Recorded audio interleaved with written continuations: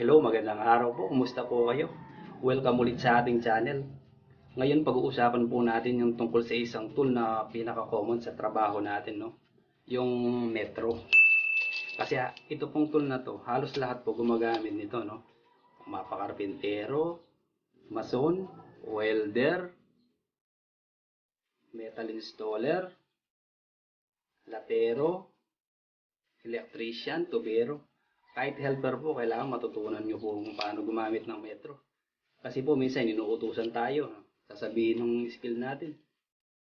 Pumutol ka nga ng isang metrong bakal, yung 10 mm. Ngayon, kung wala po tayong alam tungkol sa metro, hindi po natin alam kung paano natin susukatin yung pinapaputol niya, no? Kaya, kailangan po alam po natin to. Nagkaroon po ako dati ng labor, ng helper. Inutusan ko siya. Sukatin mo nga yung plywood kung anong lapad ng plywood na yun. Pagbalik po niya, may mga guhit po yung ano o yung metro ko. Ginuguhitan po niya. Hindi niya po alam kung paano gamitin yung metro. Hindi niya alam yung mga numbering, no?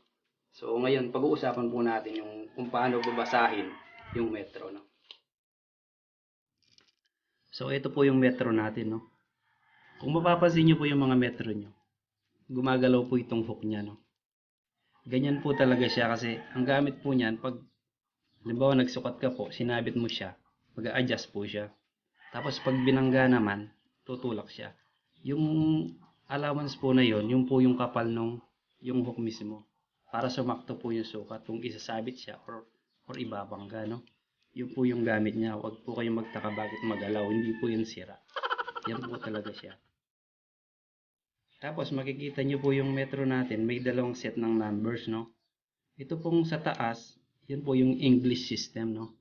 Na binubuo ng mga inches. Yan po mga inches po ang tawag dyan. Malalayo yung agwat numbers. Yan, 2, 3, 4. Yan po inches po yan. So, dito naman po, itong 1F, ibig sabihin po niyan, 1 foot. Every 12 inches po, 1 foot po siya, no? Pagdating po dito sa 24 inches, 2 feet na po siya, no? Tapos 36, 3 feet na po. And so on. Yung inches naman po, kung makikita nyo, may mga guhit po siya na maliliit, no?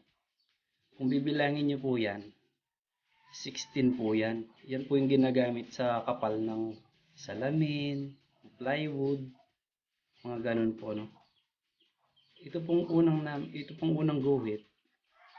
Ito po, ang basa po dito is 116. Kasi sa 16 na numbers, siya yung pinakauna, no? 1 of 16 kumbaga. So yung kasunod po niya, 216 siya literally. Pero kung babasahin po, kukunin po yung least common denominator niya. Magiging 1 over 8 po siya, no? 1/8 na siya. Tapos yung kasunod po, 316 ulit. Tapos yung kasunod, imbis na 416 po, magiging 1/4. 1/4 po siya, no? Kasi po yung least common denominator ng 416, 1 and 4. So 1/4 siya.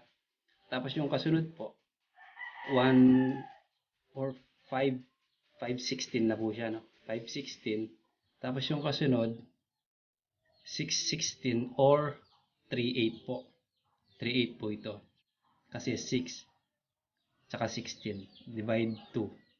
So, magiging 3, 8 po siya, no? Ito na pong kasunod niya, 716. Tapos ito po, dahil 8 na siya, 816, 1 half na po siya. Kalahati na po siya ng 1 pulgada, no? Yung inch po yung pulgada. So, mula po dito hanggang dito, 816 yan. So, 1 half siya. Kasi kalahati. Tapos yung kasunod po niya, 916 na po, no? And then, 1016. So, yung 1016 po magiging 5/8. Divided by 2 po kasi siya eh. Yun ang least common denominator po niya, no? 5/8. Tapos, 11/16. Opo, tama po.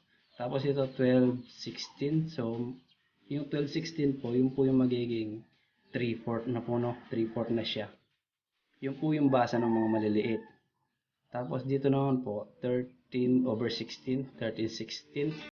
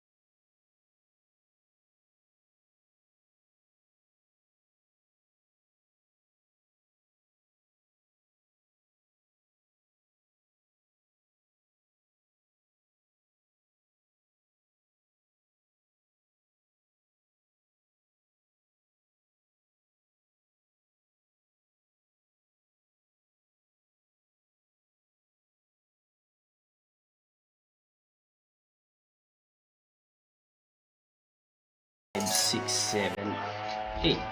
So yun po yung height niya, no? 56 inches po siya. 4/8 siya, no? Yun po yung gamit nung feet tsaka inches pag ginagamit sa height. Kunin mo muna tong feet tapos idagdag mo yung inches na pag halimbawa 5'2", yun po 5 plus 2, ito po yung height niya. Ganun po pag magsusukat kayo ng height. Dito naman po tayo sa baba, no? Sa metric system naman. Ito po yung tinatawag na centimeter. Ito po kada number niyan 1 centimeter. Centimeter po yung tawag yan. Ito 10 centimeter po, no? Kada 100 po nito, yun po yung 1 meter, no? 100 centimeters siya, bale, no? Pag binasa po ito 10. Pag nandito ka na po, 11 na po siya. 11, 12, 13, 14, 15, 16, 17, 18, 19, 20, 21, 22, 23, 24, 25, 30. Hanggang mapunta ka po sa 100. Yun po yung 1 meter, no? Pag sinabi pong 1 meter, yan 100 po. 100 centimeter siya. Ito naman pong centimeter, kung makikita nyo po, may mga maliliit po na guhit. 10 piraso po yan, no? Ang tawag po doon, millimeter. Yung mm po yung tinatawag. Pag sinabing 10 mm, 1 centimeter po ibig sabihin nun. Pag sinabi yung bakal, anong laki ng bakal? 10 mm. Yung pong mm, millimeter po yun, no? Ito po yun yung maliliit.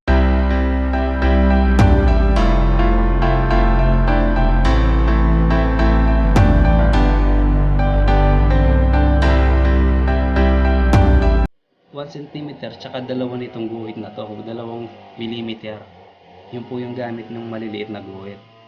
Millimeter po yung tawag doon, no? Yung 1 meter po, binubuo po siya ng 100 centimeter, no? Yung 1 centimeter, binubuo naman ng 10 millimeter. Yan po yung gamit niya. Pag sinabing 1 metro, 100 po, yung 100 centimeter po. Pag kilometer naman po, yung kilo, ibig sabihin 1,000 po. Yung kilometer, 1,000 meter po yun.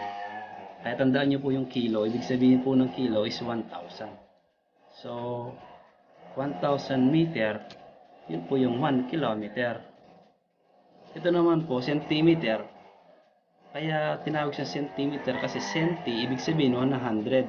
So, 100 nito, 1 metro. Kaya centimeter. Centimeter.